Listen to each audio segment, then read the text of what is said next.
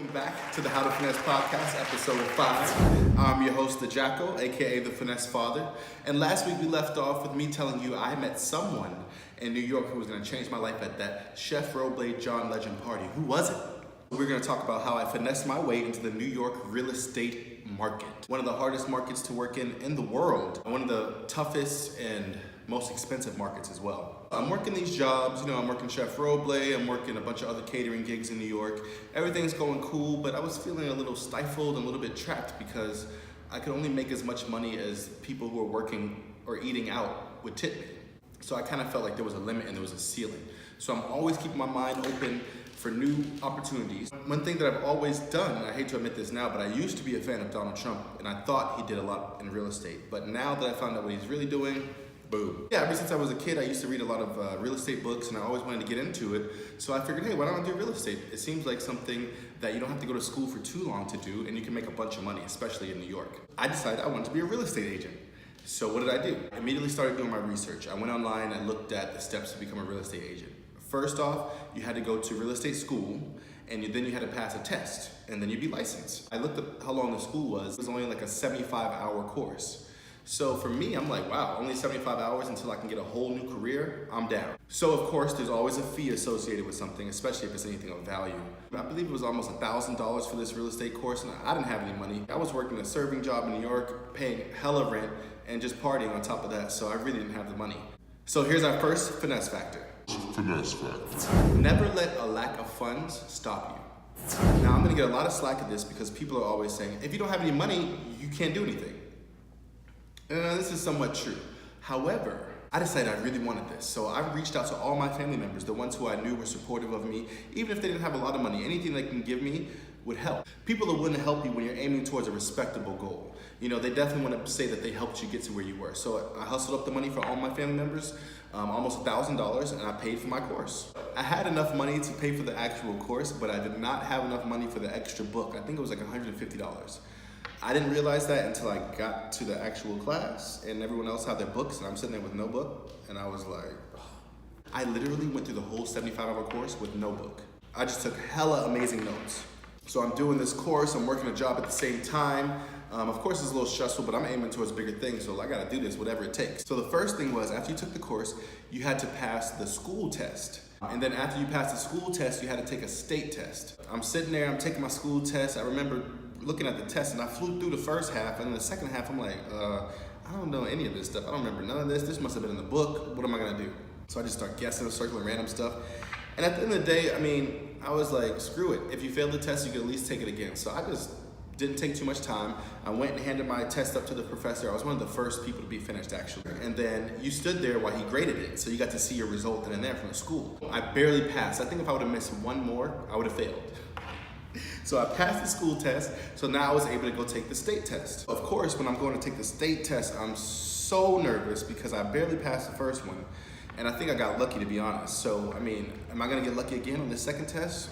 Whatever, let's go. I get to the testing center, there's a bunch of people there. People are talking about, all the different things they had to go through to get to the test. Most people were there on their second or third time. Like, oh, I failed it, I gotta take it again. I'm like, damn. At this point, it's like, now they're telling me it's hard. They failing it 2 or 3 times, what is going on? So that raised my anxiety level. I take the test, same thing, barely knew half of the stuff on it. This time you don't get the results right away. So you had to wait about 2 to 3 weeks and they would send you the results in your email. I guess they want you to flip out if you failed. So I kept working my job, kept clocking in, blah, blah, blah, looking at my email every single day, waiting for a result. I opened my email and I felt like I was getting accepted into like Harvard College or something. And I found out I passed. They don't tell you the percentage, all I knew was just pass. And I was like, yes. So at that point, I knew that I was a real estate agent. This was a huge life-altering moment for me. This let me know that 9-to-5 lifestyle is old news. Capped income and that ceiling, clocking in and all that is in the past. You have just become a career professional after taking a 75-hour course. Come on, finesse. Finesse. What is the result from this finesse factor? I went from an hourly capped income, from serving tables, feeling like I had no purpose in life, miserable, to no limit, no ceiling, unlimited income, like magic. This is the ultimate finesse factor. Finesse factor. And I remember I told you guys, I met somebody at that Chef Roble, John Legend, Chrissy Teigen party that changed my life. And that person I met was actually and owner of a real estate brokerage. Flip one hustle to the other. So after getting my license, I'm still working, chef roleplay gigs. So I'm still around a bunch of important people moving and shaking in NYC, putting myself out there, doing everything I can to succeed. So at one event, the John Legend and Chrissy Teigen event, here's another finesse factor. Finesse factor. Eavesdrop on the low. So yeah, you want to eavesdrop, but you don't want to seem like you're being too nosy. You want to like doing something while you're getting the juice out of everybody. So I overhear this guy talking about, yeah, I just opened this brokerage and we've been open for about 3 months and we're making a bunch of money. We're looking to hire some new staff. We're growing really fast. And I said, new staff? What? And my ears just perked up, but I didn't go over there like, hey, hire me. I heard you talking. I went over there with an excuse again. One of my favorite excuses is just to offer something. So I offered him a drink. I could. I was a server. It was my job. So I sold myself to him. I said, I hope you don't mind, but I overheard you discussing your new brokerage and how you were looking for new staff. I just got my license and I'd love to hear more about your company. So he gave me his info. He reached out to me, said, let's go to lunch. We'll do an interview. Here's another finesse factor. Finesse factor. A little lunch goes a long way. So I paid for the lunch. Even though he invited me, I was almost broke. He had way more money than me. It was just the principle. I wanted to let him know that I appreciated his time and that I have something to offer too, even if it's just a small little meal. The next thing you know, he calls me. He says, hey, you know what? I really enjoyed our time together. I think you'll be great at a brokerage. You're hired. Finessed. Finessed. So the first 3 weeks on the job were pretty boring. It consisted of me going around looking at all these properties and taking pictures of them and then making ads to get people to be interested in them. So I'm running around New York City, looking at buildings, taking pictures, sweating in the hot summer sun. I'm like, is this what real estate is? This don't seem like it. But this was just the grunt work I had to do in order to get the foundation and have my listings all up on the website for people to find. But while I'm taking these pictures, I am learning a lot. I'm learning how to use a camera. I'm learning angles. My boss even told me how to take pictures from a certain angle to make the space look way bigger than it actually was. So it was playing with illusions even at this point. And I respected that hustle. That was a finesse. Finesse. Because you got this little ass apartment, but you're making it look like huge. It's really attracting to people. He would tell us to make as many ads as possible. At this point, it's just a numbers game. There's tons of real estate agents in New York. Everybody's putting out ads. Customers are looking for the best ad or the ad that they see the most. So if you have more ads out there, the more likely you are to get a customer. So at one point, there were some days where I was literally putting out like 50 to 100 ads, just grinding out. My boss was really clever. I think that's why he was one of the #1 brokerages in New York. It worked for me. My phone was blowing up off of the hook. At this point, I'm excited. I've done about 2 to 3 weeks of ads. Now I'm going out and showing clients apartments and all kinds of stuff. But I was told by my boss, he said, don't get your hopes up, You probably won't get close your first deal for about 2 to 3 months.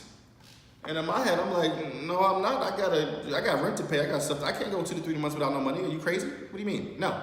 So here's another finesse factor. The finesse factor. Do not listen to others' expectations of you. What's average? I'm above average, so I'm gonna get above average results. It may take the average person 2 to 3 months to get some money, but not me. I'm above average, so it's gonna take me 2 to 3 weeks in my head because I gotta get paid. So my boss is already discouraging me. I threw that out the window, said, screw that, I'm gonna do my thing. I remember my first rental like it was yesterday. It was actually to this guy named Abdullah. He barely spoke English. He was from Qatar. And my boss was like, oh, don't waste your time with him. He's just doing a short-term rental.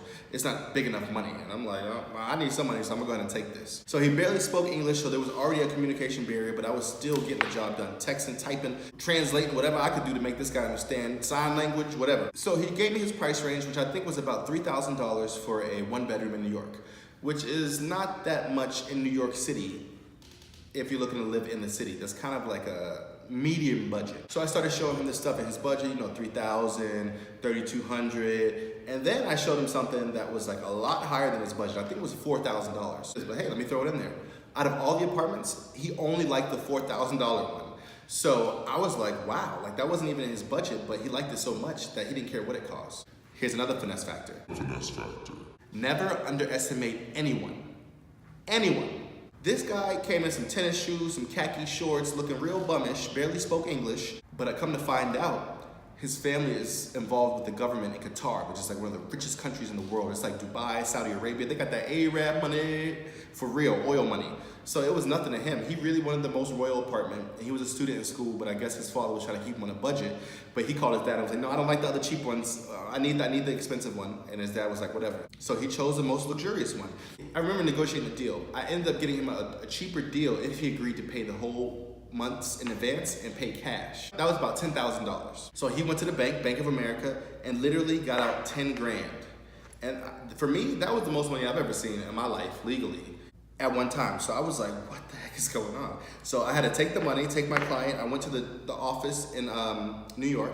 I remember it was in this huge building, super Jewish, super wealthy. At this point, I didn't care what I had on. I had on some like army fatigue pants and I had like a hoodie on.